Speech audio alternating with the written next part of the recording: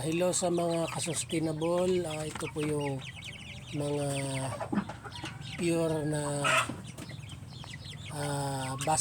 basilan at asil ko na breed. Ito po, yan. 6 na piraso. May 2 lalaki at 4 na babae yan. So napakagandang yan na mahigit ito, mag-2 buwan pa lang yan. Pero halos yung malaki na yun. Yun. Yung nakatalikod na yun. Yan. 3/4 na yan. Halos na 1 kilo yan. Halos 1 kilo na yan. Tapos yung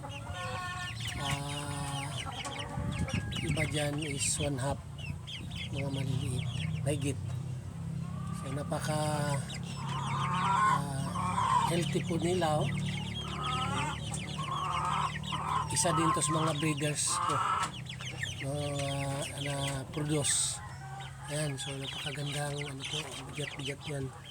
So yan. Sa gilid naman po ito, crossbreed yan ng basilan at saka Rhode Island yan. Crossbreed yan ng basilan at Rhode Island. So meron pa akong mga basilan dito. Yan, Rhode Island yan. Rhode Island Red. Rhode Island Red.